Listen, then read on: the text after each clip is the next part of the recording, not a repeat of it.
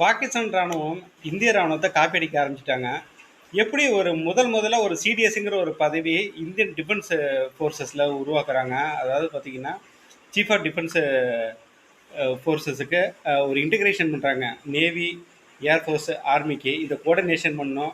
அது எப்படி ஒரு யூனிஃபைடு கமாண்ட் ஆரம்பிக்கணும் அப்படின்னு சொல்லிட்டு 2019 முதல்ல ஒரு பதவியே இந்தியாவில் ஆரம்பிக்கப்பட்டுச்சு. இப்போ பார்த்தீங்கன்னா ஆப்ரேஷன் சிந்தூருக்கு பிற்பாடு பாகிஸ்தான் ஆர்மியில் பல ரிஃபார்ம்ஸ்லாம் நடந்துகிட்டு இருக்கு. அதில் முக்கிய கடமை பார்க்கப்படுறது என்னென்னா, அந்நாட்டுடைய ஆர்மி சீஃபான அசிம் முனீரை ஒரு 5 ஸ்டார் ஜெனரலாக ஃபீல்டு மார்ஷலாக கொண்டு வந்திருக்காங்க.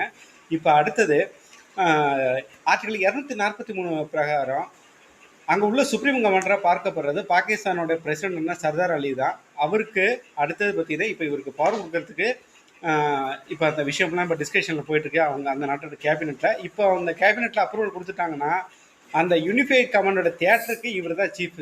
இந்தியா